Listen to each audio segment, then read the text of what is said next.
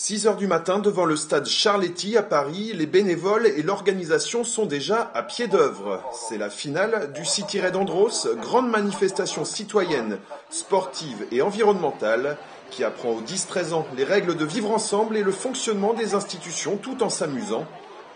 5000 enfants venus de la France entière prennent place sur la pelouse du stade Charletti. Ils vont passer la journée dans différents endroits de Paris pour répondre à leurs questionnaires et accumuler un maximum de points. 6 jeunes par groupe, un accompagnateur. Avant le top départ, on est dans les starting blocks. Ouais. Oh, on a le mental. Le mental. C'est pas les jambes, c'est le mental, monsieur. Tout est dans la tête. Ouais, tout est dans la tête. Et dans les jambes, il faut avoir les mollets, tout ça pour tenir.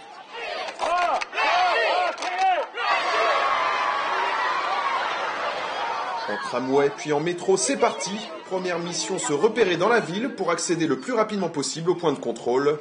Là.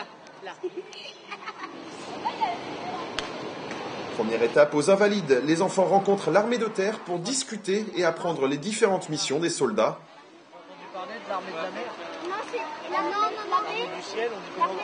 Deuxième étape, il faut traverser la Seine pour se rendre à l'endroit phare de la journée, le ministère de l'Intérieur, où nous attend le créateur du City Red Andros, Bruno Pomar.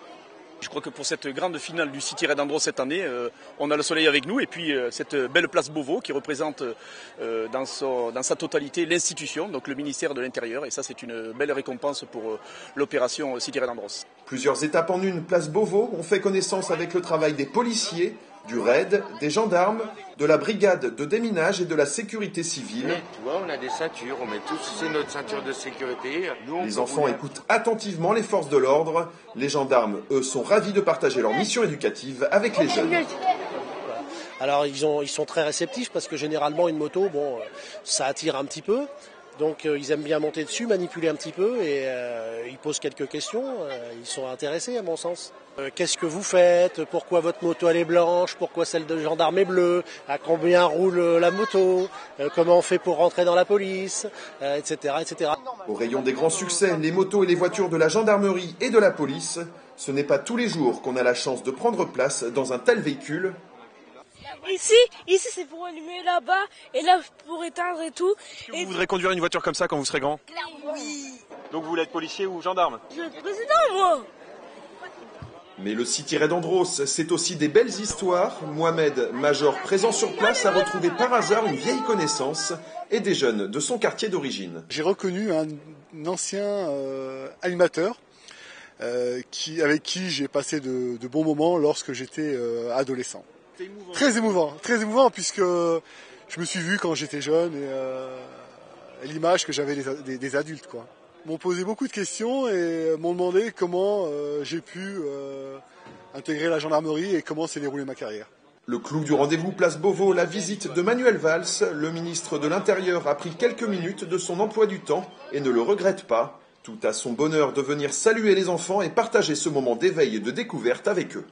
Je pense que nous sommes dans une société qui a besoin de règles, de normes, de repères et tout ce qui participe de la citoyenneté, et notamment chez les plus jeunes, est un élément très important. Ce sont eux les Français qui demain occuperont des responsabilités dans toutes les sphères de la société. Déjà une matinée découlée, l'heure est venue de se restaurer. Rendez-vous est pris au jardin du Luxembourg où un copieux pique-nique attend les enfants. À peine le temps de digérer, la chasse aux bonnes réponses est rouverte. On profite de la splendeur de la ville et de ses monuments historiques. Le Sacré-Cœur à Montmartre, la cathédrale Notre-Dame de Paris évidemment. Puis direction le Trocadéro, là devant la Tour Eiffel, il est question des droits de l'homme et du droit des enfants.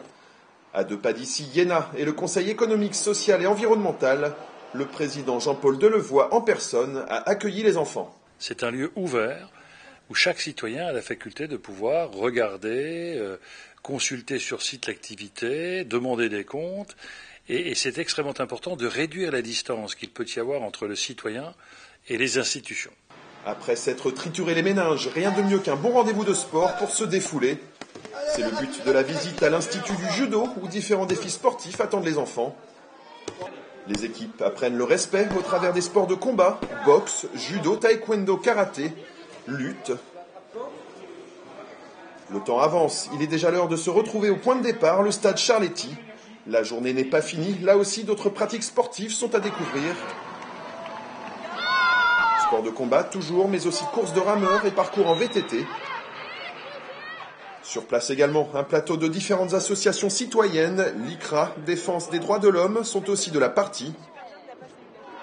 Et après une démonstration du raid, la journée se finit en apothéose et en chanson. Personnalités et artistes se mélangent pour combler les attentes des enfants avant les résultats. Persuadé que cette journée elle restera à tout jamais gravée dans votre mémoire. Grand vainqueur de la journée, les enfants de la ville de Cahors. Joie pour les uns, déception pour les autres, mais après tout, l'important, c'est de participer. Bonjour les enfants du City Raid Andros. C'est dur de grandir, mais accrochez-vous à vos rêves et croyez en vous. Si vous entamez quelque chose, allez toujours jusqu'au bout. Et là, cet événement, il a été créé spécialement pour vous. Ne jamais avoir de préjugés, toujours être dans la tolérance et la différence.